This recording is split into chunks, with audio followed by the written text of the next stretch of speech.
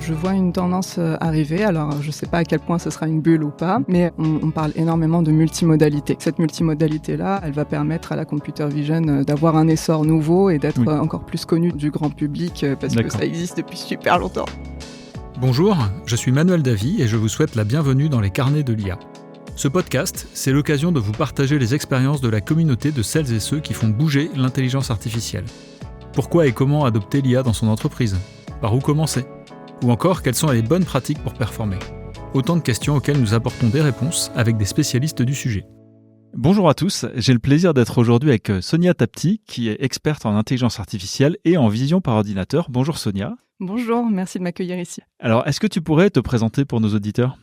Je m'appelle Sonia Tapti, j'ai 12 ans d'expérience maintenant dans le domaine du machine learning et de l'intelligence artificielle, et plus particulièrement de la computer vision, comme tu l'as dit.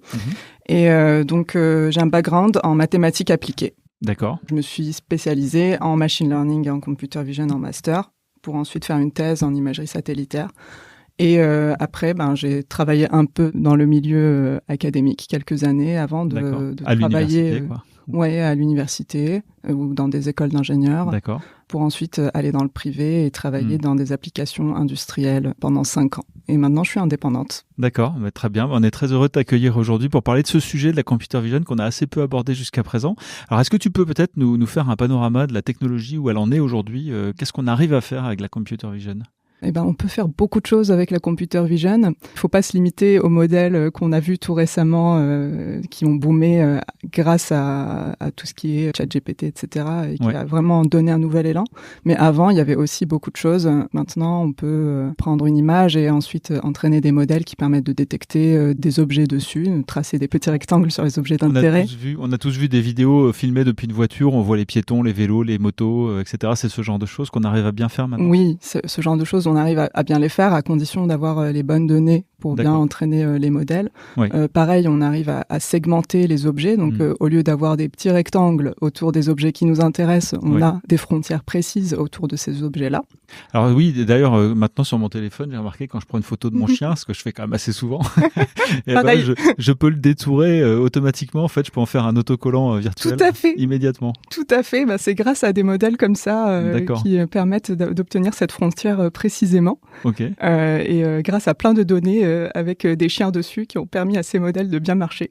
D'accord, très bien. Donc ça, c'est rendu possible parce qu'on n'y arrivait pas avant. Il y avait les espèces de baguettes magiques un peu galères là. Ouais. Et donc là, maintenant, c'est quelque chose qui est vraiment au point pour le coup. Oui, c'est vraiment au point. Maintenant, il y a plein d'autres choses. La reconnaissance automatique de caractères. Oui, bien sûr. Ouais. Le comptage d'objets. Donc, par exemple, tous vos tickets de caisse, si vous travaillez pour une entreprise qui vous impose de faire des notes de frais à la fin d'un voyage, souvent, ces logiciels-là vont reconnaître les caractères de votre ticket de caisse automatiquement.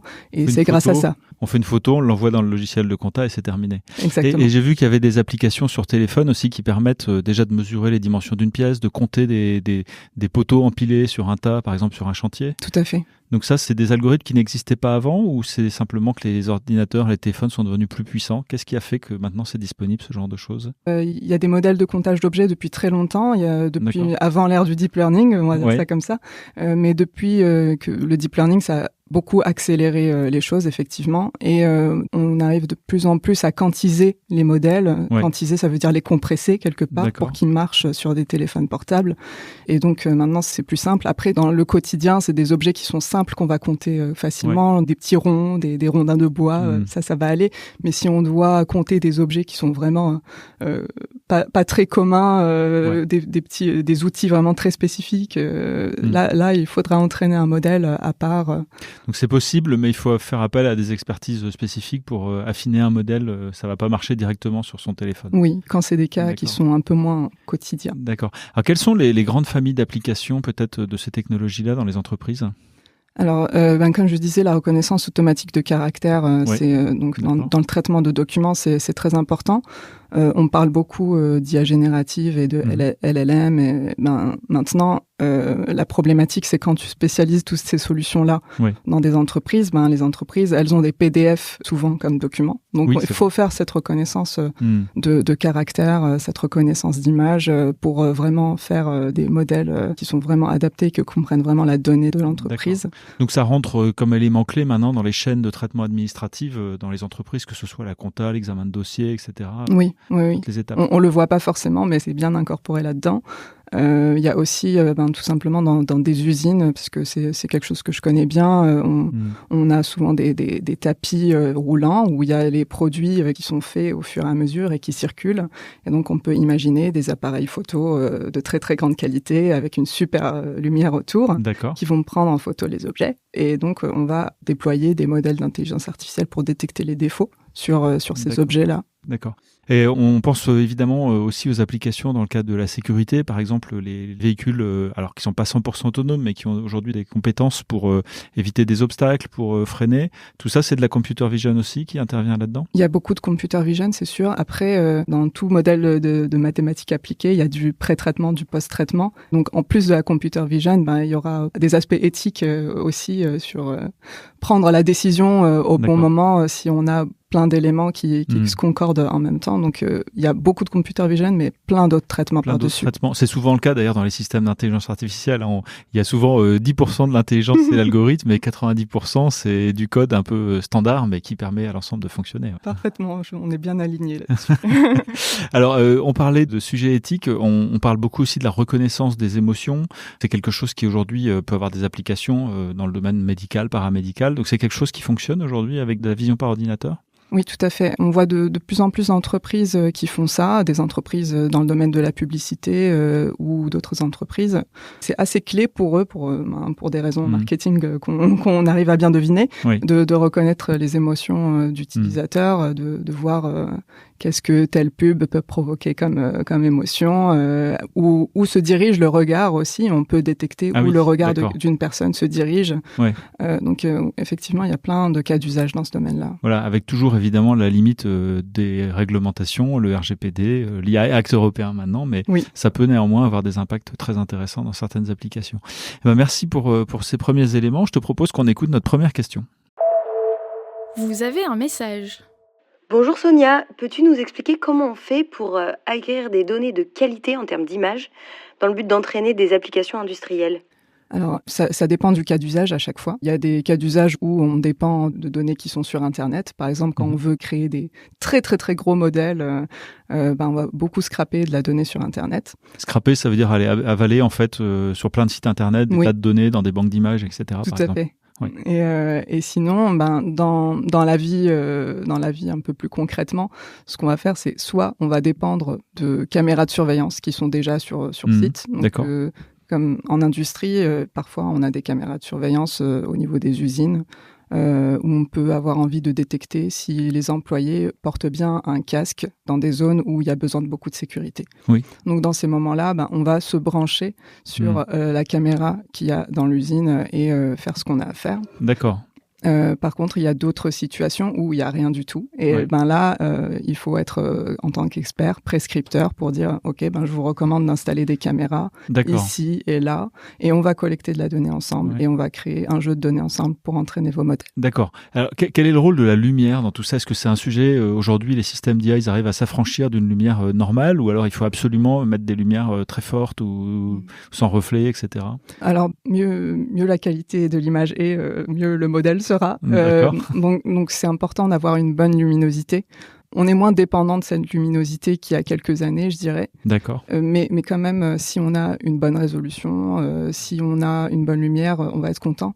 J'irai même un peu plus loin dans ta question, c'est qu'il faut faire attention à là où on installe la caméra. Parce que si on est très très loin, les objets qu'on a envie de détecter, les comportements qu'on a envie de détecter, ils vont être un peu trop lointains. D'accord. Et ça rend la tâche vraiment plus difficile. Il va falloir collecter encore plus de données pour spécialiser le modèle et que ça fonctionne. D'accord. Parce qu'il faut se dire que les modèles préentraînés qu'on a maintenant, ils sont entraînés sur des images qu'on prend toi et moi sur nos téléphones et qui sont quelque part sur Internet, qu'on se le dise. Donc des photos de mon chien. Oui, voilà, des photos de ton chien, par exemple. Et donc, ces images-là, souvent, on les prend de près. Oui, c'est vrai. Donc c'est difficile d'espérer que le modèle va bien marcher en voyant tout de loin alors qu'on l'a entraîné à voir tout de près. D'accord, mais ce que je comprends, c'est qu'il y a quand même dans certaines situations possibilité de compenser une plus faible qualité des images par davantage d'exemples pour apprendre le modèle. Oui. Donc ça, c'est une technique qu'on peut utiliser et qui fait que peut-être la technologie est plus accessible effectivement pour des cas d'usage aujourd'hui. Oui. Soit tu vas être malin, tu vas inventer des pré-traitements qui vont améliorer la performance du modèle, soit tu vas rajouter encore plus de données pour spécialiser, effectivement. D'accord. Très bien. Écoute, merci pour ces éléments. Je te propose qu'on écoute la deuxième question. Vous avez un message. Bonjour Sonia, quelles sont les grandes tendances à venir dans les applications en entreprise à base de computer vision ? Alors, je vois une tendance arriver. Alors, je ne sais pas à quel point ce sera une bulle ou pas, mais avec cette explosion de l'IA générative, des LLM, etc., on parle énormément de multimodalité. Oui, donc, d'accord. Dans le sens où on va être capable de traiter des documents où il y a du texte, où il y a des images, voire même donner des instructions en audio et ensuite continuer à faire les traitements qu'on a envie de faire. Donc ça, c'est déjà avéré avec les dernières versions de ChatGPT, par exemple. D'accord. Et puis, on voit Mochi de QTI qui est sorti il y a pas si longtemps que ça. Donc cette multimodalité-là, elle va permettre à la computer vision d'avoir un essor nouveau et d'être encore plus connue du grand public parce que ça existe depuis super longtemps. Et donc cette multimodalité-là, je pense qu'elle va prendre beaucoup de poids. Pas toujours en production, mais elle va beaucoup aider dans la construction des jeux de données pour entraîner des modèles plus petits et plus spécialisés. D'accord, ah oui, très bien. Donc c'est en fait, il y a de l'intelligence artificielle dès la phase d'apprentissage finalement pour rendre les modèles plus efficaces sur des usages très précis. Oui. D'accord, très bien. On peut imaginer sur nos applications personnelles d'avoir, par exemple, on prend une photo du formulaire d'inscription en classe de 4e et le système, il remplit automatiquement tous les champs et on n'a plus qu'à l'imprimer. On pourrait imaginer ça, ou on pourrait imaginer scanner un document qui est super long et dont on n'a pas envie de lire et on pose la question, est-ce que tu peux me récupérer cette information dans ce document super long ? Bon, ça c'est assez classique, mais on peut poser des questions du coup avec des images et des tableaux. Et ça, c'était jusqu'à il n'y a pas si longtemps que ça, sur les tableaux et décrire ce qu'il y a sur l'image, c'était un peu plus compliqué. D'accord, ça laisse effectivement beaucoup de perspectives d'efficacité, de performance à venir encore pour les entreprises. Eh bien, merci beaucoup Sonia d'avoir partagé avec nous tous ces exemples. Quant à nous, on se retrouve dans 15 jours pour un nouvel épisode. D'ici là, n'hésitez pas à vous abonner à notre chaîne, à nous laisser des commentaires sur votre plateforme de podcast préférée et à consulter notre site internet www.iahdf.org. Merci, à bientôt.